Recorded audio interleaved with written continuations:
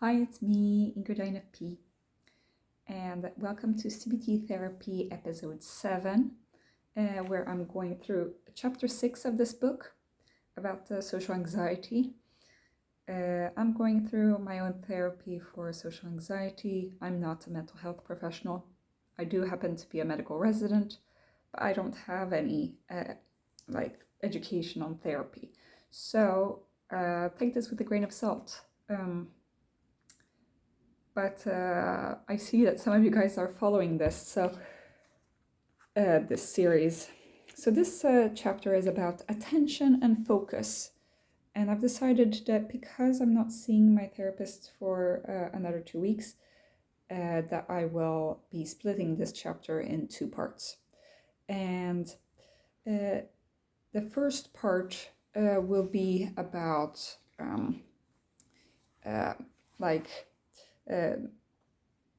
shifting our focus through meditation and concentration, and about mindfulness. Okay, mindfulness comes as like an appendix in this book, but I feel like this is something that deserves its own video. Because basically what this chapter is saying is that we go and look at Clark and Wells' model that talks about how CBT works. It talks about how our self-perception is coupled to our negative automatic thoughts and our vice versa, and also our bodily symptoms and our coping mechanisms, all when a certain social situation arrives, because you have these schemas, these rules, life rules that you think that you need to uphold. So this spiral can start in different ways, and this book talks about all that. But the way to get out of being so self-focused on our thoughts and our fears and our emotions and stuff that makes us anxious is to find a way to focus our attention outside of us, and to calm the stress signals down. And in this they give us first a meditation and concentration practice, which is not really my favorite. It's something that I've done in other situations, learned from other therapists and people. In this one, they tell you to breathe in on 1 and out, and when you breathe out, you think, relax. So 1, relax. 2, relax. But I don't like using the word relax, so I'd rather go 1, 1, 2, 2, 3, 3. Or there's square kind of breathing that I've seen around, where you breathe in on 1, you hold on the other part of the square, then you breathe out on another part of the square, and then you hold the other part. There are many variations of this, so I'm not saying that this one is a better one or a worse one than any other. But so when you do this, the point isn't a competition of how well you can breathe. You can breathe completely normally, but you need to pay attention to the breathing that you're already doing, and not think about other things. If you think about other things, it's okay. That's not the point, is to not think of other things. It's to be able to bring back the focus back to the breathing. So it says, do not count to more than 10, because then it becomes a competition to yourself. So start over at 1 once you get to 10, and don't try to remember the amount of times that you've done this. the thing is, you have to be able to stay in that and do that for a certain amount of time. So they tell you that this is going to help with your attention span and that kind of thing. And that's why we're doing this, not to teach us to breathe or to like indoctrinate ourselves to not think about anything. It's to be able to focus. So once you start doing that, they say that you can move to a less comfortable chair, or you can be standing, or you can be outside and do this. And basically this can be done anywhere according to them, with limits. Okay, they say don't do that when you're in the car, okay, when you're driving. But they do say that if you are stuck in traffic, that is something that can be done. So once you start being able to do that, then you can actually learn to do these mini meditations. It's just to shift your focus towards something else. Then other things that can be meditative can be to do a crossword puzzle and to only focus on the crossword puzzle and not other things, or reading a book, which are things that I've been doing. So I think it's getting better for me. And you have to say, like, I am here. I'm doing what I'm supposed to be doing. Like, supposed to. I mean, you're doing the action that you wanted to do. You're not like being pulled away by thoughts and ideas and stuff. You're just focusing on that one thing. It's kind of like doing SE stuff in terms of MBTI. So do the SE in the moment thing. Then it tells you about it tells you about other concentration techniques, but the one that I've heard most often is the 5 senses technique, where there are different versions of this, but it's like check what you hear, what you see, what you can smell, what you can touch, and I'm forgetting the last one. What you can perceive. I forgot the last. I did nose, ears, taste. Did I say taste? I don't know. Sight, obviously. But so all 5 senses. Sometimes this gets a little bit unnerving because I've been doing this for actually several years when I have a panic attack or that kind of thing. So it's not something new to me. But I've had to figure out my own little tips and tricks to make this work, because how often is it that you actually smell something? And then I realized it's not about the actual smell, it's about the actual trying to see if you can smell something. Okay, same thing about touch. Often you're not really touching anything, and for me it's like when I'm concentrating on touch, suddenly I get like, oh, this shirt is uncomfortable on me, or like I don't like how I'm sitting. It just feels uncomfortable, the touch part of it. So yes, you need to focus on the touch, but it's better to hold something and ground yourself to it.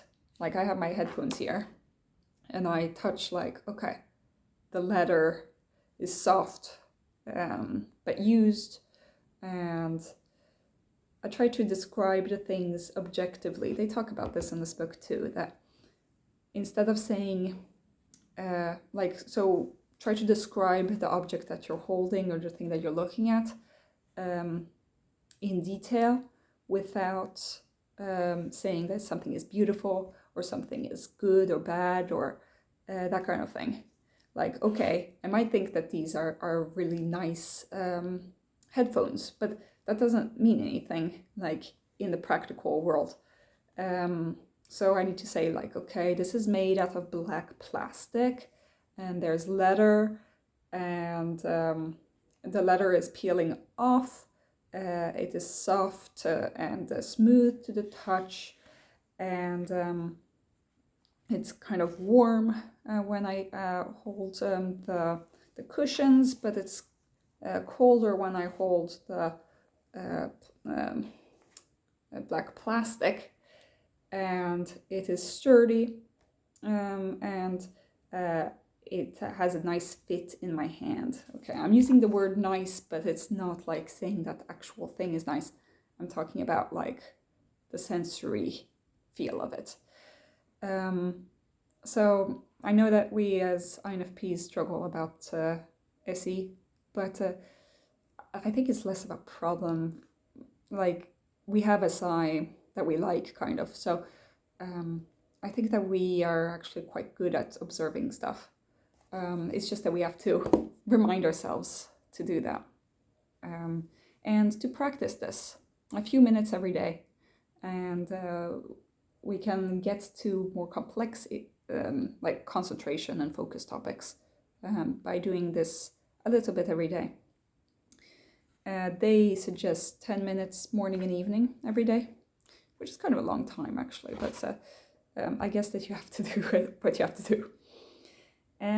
It says like, look, like observe people on the street, that kind of thing. Like observe your friends when you're speaking. I don't think the INFPs have any problem with that. But I do notice that I used to have this problem that when I was talking, I would keep thinking about the next thing I would say instead of listening to the other person. I think that with time I've gotten better at like active listening. Also going through medical school, I learned to ask people questions and do this kind of exchange rather than me just thinking about what I'm going to say next. Because then you're focusing on yourself and not on what's around you. So that's that. But the caveat is that when you're observing people, you should think about it objectively and not what they think of you. So it's more like, oh, they're wearing this today. That kind of superficial level stuff. But it's good that it's superficial because it gets you away from the turmoil inside. Okay, so they talk about other things, but I'll leave it to another episode. Because they talk about coping strategies, and that's what the next episode will be about how to think about our coping strategies. Because our coping strategies is kind of a way to like keep us in the circle of thinking about how we are acting and that kind of thing, instead of shifting our focus outward, so that we can be in the moment. And not be all anxious all the time.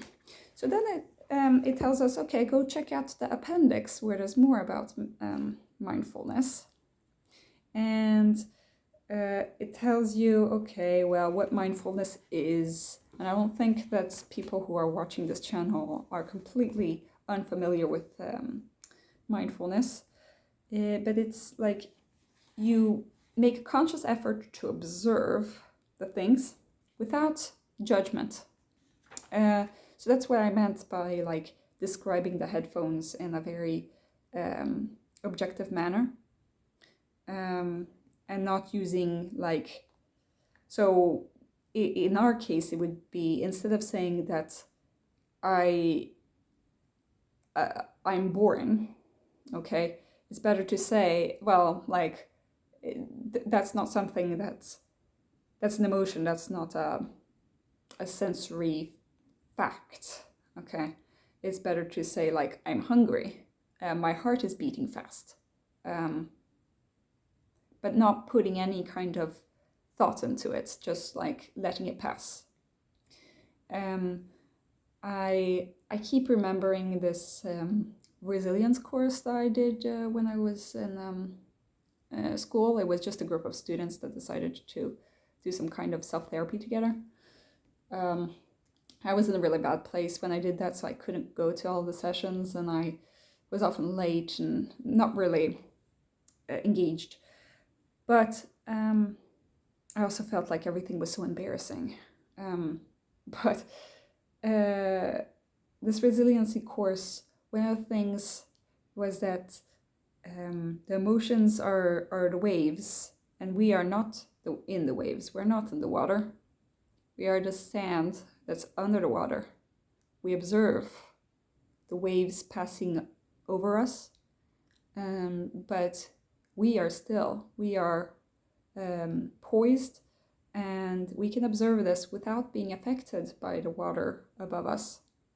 Maybe some grains of sand will be pushed, but we are still the bottom of the ocean. Okay, so I think that is a good metaphor for how mindfulness kind of works. Is that you observe the things, you see that the emotion comes, you let it go, right? You just acknowledge that it's there, but you don't like dive deep into it and drown. Okay, so they give us two different.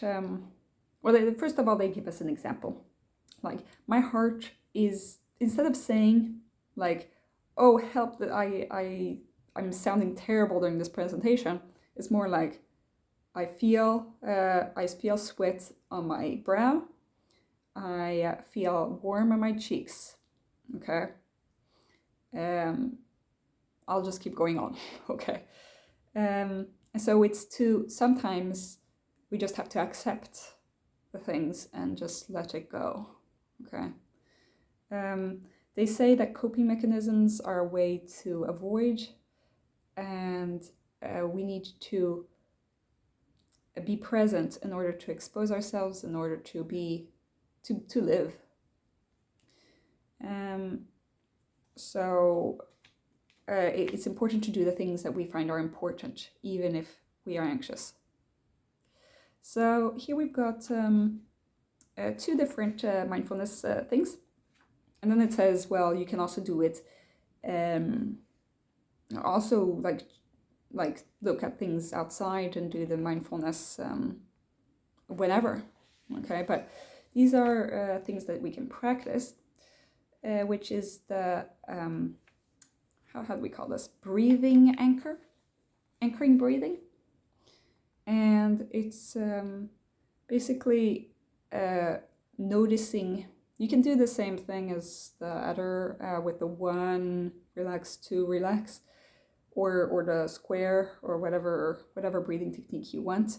But instead of focusing on a number, you decide to focus on where the breathing feels the most. Is it in your chest? Is it in your nose? Is it in your stomach?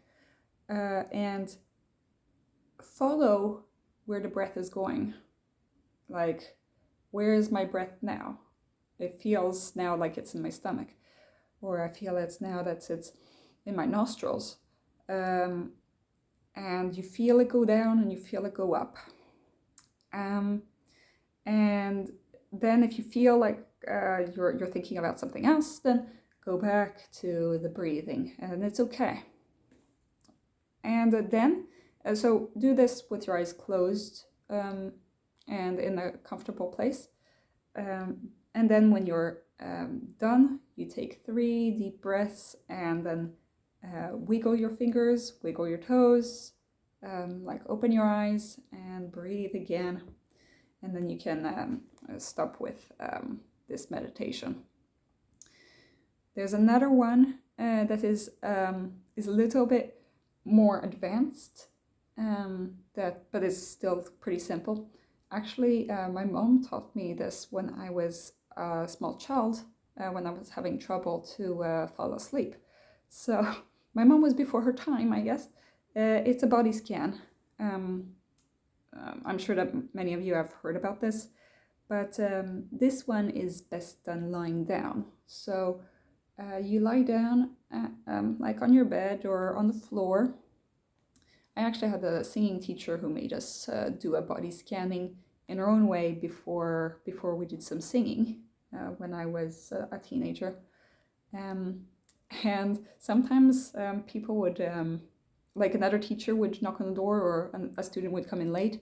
They would see us like lying down on the classroom floor and be like, what's going on? But it was actually such a good thing to do. There are different ways to do this. The way that my music teacher did it is that she made us imagine like a silver thread or like a line that we were drawing around each of our fingers and around all of the contours of our body, like a luminous light that would go around and make us glow. Okay, that's the way that she was putting it. And my mom had another kind, which was more to make you fall asleep, which was more like relaxing. Imagine relaxing every part of you. So you start with like, okay, I'm going to relax my, and you start from the toes up to your head. So you start with like, okay, my toes on my right foot, and I breathe, and I think about relaxing my toes on my right foot. And then I go over to my left foot, do the toes on my left foot. I go through the rest of the foot, and then the ankles, one at a time. And I go through the, my calves, and then I go through my, the rest of my leg and up to my hips, and then up to my stomach, and to my chest, to my shoulders, to my arms, to my wrists, to my hands, to my fingers, and then to my neck and to my face. And I even sometimes try to relax my ear and my other ear, which doesn't have any muscles, but you get the point. And like my nose and my eyes, one eye at a time, and go to the tip of my head. And I think that is a pretty good meditation practice. So yeah, this is how they view, these boring psychologists. That's how they view mindfulness. There are many different ways of doing this. I do another version of this when I have a panic attack, which is that I go through the letters of the alphabet and try to come up with an animal or a song or something that starts with each letter. And I do my breathing at the same time. So I'm like, A is for animal. Like, it doesn't need to be anything smart, but B is for baboon. C is for color. D is for dolphin. E is for elephant. F is for flamingo. And so on and so forth. And that actually really makes me, and I try to get creative, like, okay, now I'm just going to do animals, or I'm just going to do book characters or famous people. So I can kind of laugh at myself, and it's kind of, it's something that works for me. I'm sure that you guys have other ways of dealing with this, like dealing with panic attacks. People find different things meditative. I know that some music, I like white noise, I like rain sounds, and I like certain kinds of, there's this Study, Sleep, Relax playlist that was on 8-Tracks, which, the website 8-Tracks, but now that 8-Tracks has gone down, I downloaded it to Spotify, so I have it on my Spotify playlist, and I focus just on the music, and I can just like zone out. But yeah, mindfulness is a little bit of a different thing. It's not about like coping for a panic attack, but I find that doing those things even outside of a panic attack can be a good practice for our attention and focus, because now in our day and age of social media, I find my attention span getting shorter and shorter. And so then it gets easier to get drawn into like the anxieties and the thoughts, and going into that world, rather than being present and by being able to focus.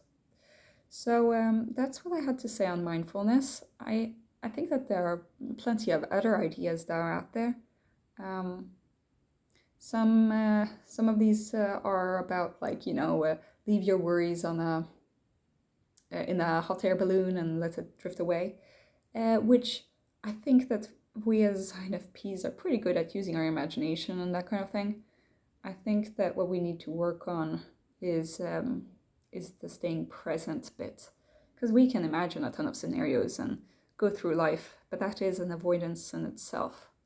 So that's why I am not going to be spending that much time on meditation in this segment, and on mindfulness. I know it's good, but I already kind of do this. So yes, it can be good, but we need to actually be able to use that focus that we got to do, to be present in the world, take space, that kind of thing, be present. And it's not by going into our imaginations that we're going to really be able to do that. We need to extrovert ourselves, and for that we can't use, so NE is what we use to extrovert, and we can get creative, and that is good, but the most important bit is actually ep7, is actually the physical outside world, and not, it's like step one is getting out from the interior functions, the introvert functions, to the extrovert functions. But I think that we as INFPs need to go one step more and not stay in NE, but go out into ep7. So that's where it gets a little bit tricky. Is that, yes, I can go and do NE all day, but ep7 is a little bit more tricky. So tell me what you guys think. Maybe you have your own tricks or your own thoughts on mindfulness, and on focus. Maybe you have another MBTI explanation about why this is hard. Because I already do this, but it does not help me a ton unless I really focus on the outside world. So yeah, have a great day. Bye.